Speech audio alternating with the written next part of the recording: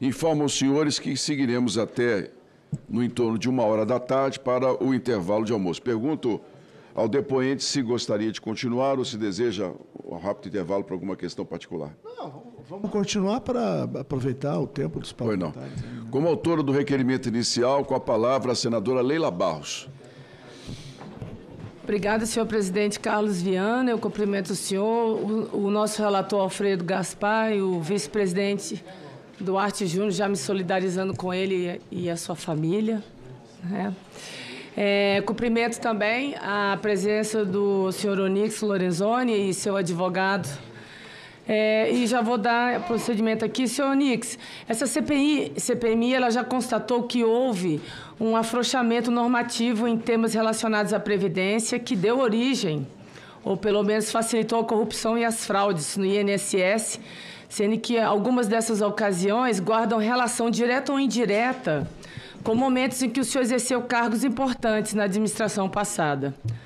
Sobre elas eu pergunto, começando com relação ao veto da MP 871 de 2019, que virou a lei número 13.846 de 2019. O texto ele foi aprovado no Congresso Nacional e proibia a transmissão de dados de beneficiários do INSS a terceiros para fim de marketing e captação de clientela e vedava a oferta de crédito consignado sem a autorização expressa, qualificando tais práticas como assédio comercial. O senhor era ministro da Casa Civil à época do veto. Você pode nos explicar por que foram vetados esses dispositivos? O dispositivo foi vetado, senadora Leila, por causa da Lei Geral de Proteção de Dados. Ele já era contido nela. E depois de tudo que sabemos hoje, eu pergunto ao senhor, né, por causa do tamanho do roubo e os problemas com a exposição de dados dos aposentados a terceiros e o telemarketing, que já está comprovado aqui que foi abusivo. O senhor recomendaria esse veto?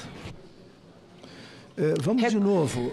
Aí é uma questão técnica. Mas o senhor reconhece o erro? O senhor reconhece esse erro do veto? Mas eu não posso ver erro se a legislação que produz o texto das nossas leis, quer aqui no Parlamento, ou quer na análise feita pelo setor específico, que é a SAGE, que é a Subchefia de Assuntos Jurídicos, ela tem que se pautar pelo regimento da hierarquia das leis. Se já tem uma Lei Geral de Proteção de Dados que estabelece que esta circunstância já está contida lá, foi uma questão técnica, meramente técnica. Estou perguntando a sua opinião pessoal.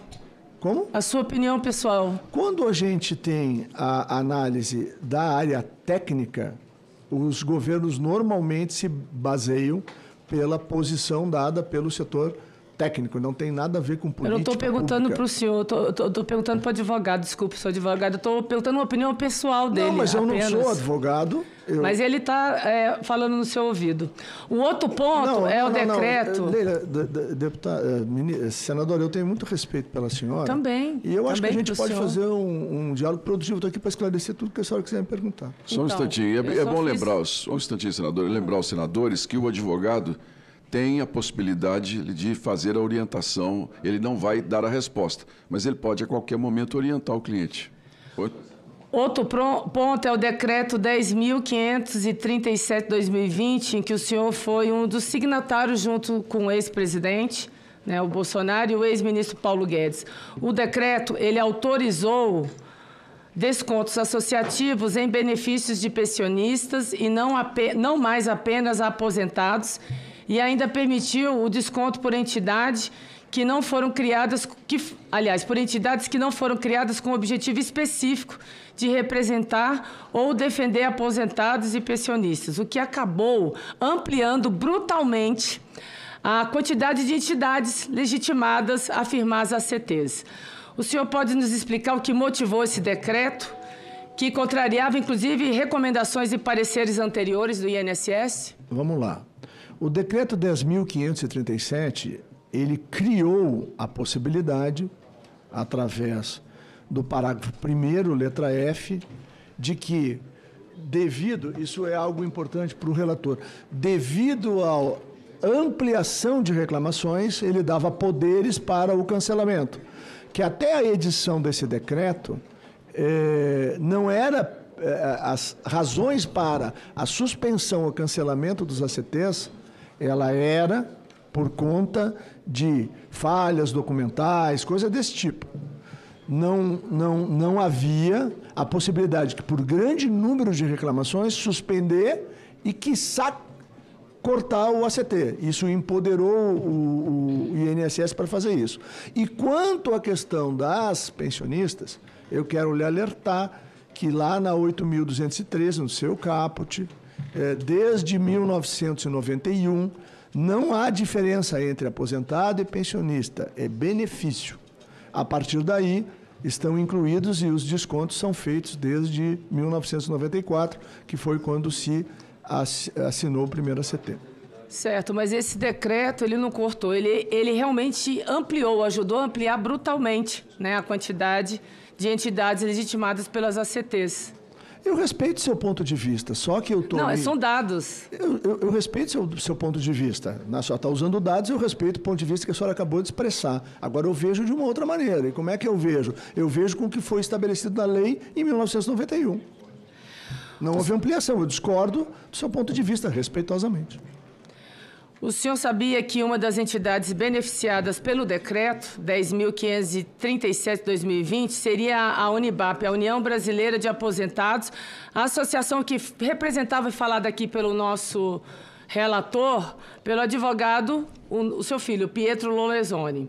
Uma entidade que movimentou mais de 187 milhões em descontos associativos em 2019. O senhor confirma isso? Primeiro, eu quero novamente, respeitosamente, divergir da senhora. O governo Bolsonaro nunca se moveu por interesse de A, B ou C. Nós tínhamos a leitura clara que tínhamos que servir a sociedade brasileira e servir ao país.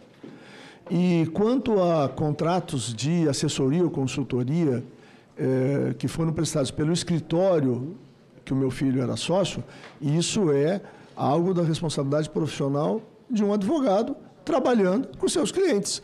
Isso nunca afetou as nossas relações políticas institucionais, jamais. Nunca houve qualquer tipo de favorecimento, coisa que o vale. Os dirigentes da Unibap também, elas fundaram a Abemprev e a Ambempreb. A primeira, ela está localizada em Brasília, e a segunda, ela está localizada aqui em Goiânia. A Abemprev faturou 83 milhões em descontos também associativos para além da Unibap. O senhor sabe informar se o seu filho também prestou serviço para essas duas entidades que foram formadas, que foram braços da anterior? Eu desconheço completamente a relação de clientes dos escritórios que o meu filho é sócio. O senhor Nixo, durante sua gestão como ministro do Trabalho e da Previdência Social, o então diretor de benefícios do INSS, o senhor José Carlos Oliveira, ele foi indicado para presidir o INSS. Em seguida, ele acabou substituindo o senhor como ministro da pasta. O senhor falou aqui que ele foi uma indicação técnica.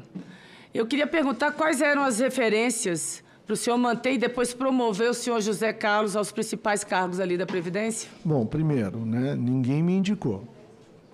Segundo, a escolha da... Quais foram os critérios técnicos? Eu já expliquei aqui, vou explicar de novo para a senhora. Expliquei para o relator, vou lhe explicar novamente.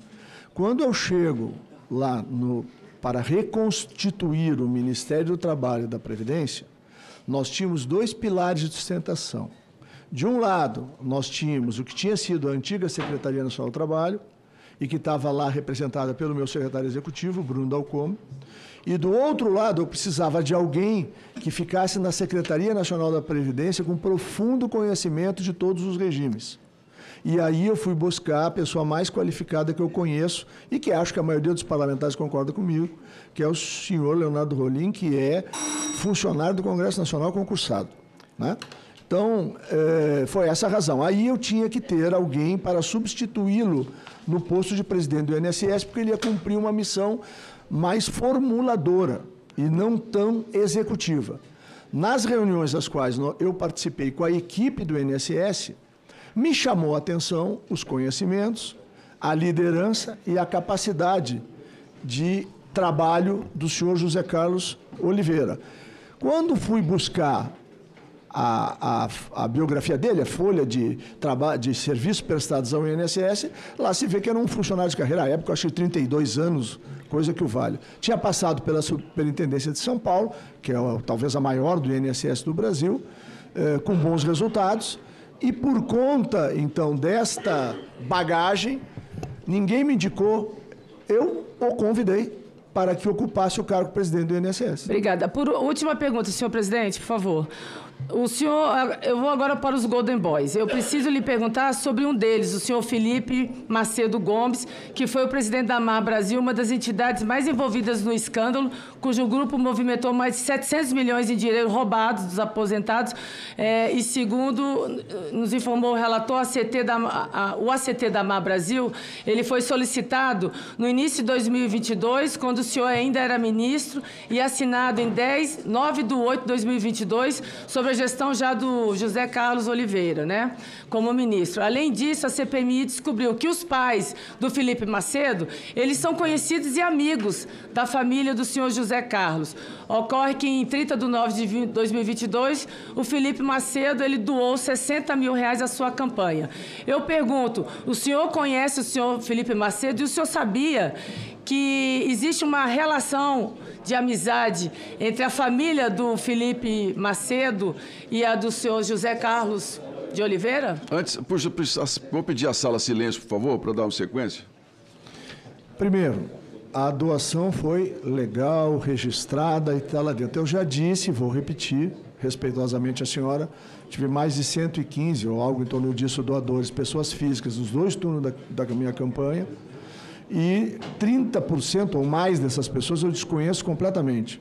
E quando é que eu fui ver isso? Quando teve a denúncia feita pelo Metrópolis, novamente fazer um comercial aqui.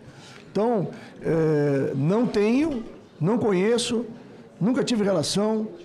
E o senhor sabia da relação dele? Senadora, por gentileza, o tempo está... Só para concluir a pergunta. Não, mas o tempo está, já ultrapassamos 3 minutos, excelência. Não, já superamos 3 minutos. Eu respondi a todas as suas questões e respondo que não tinha conhecimento. Então, pronto.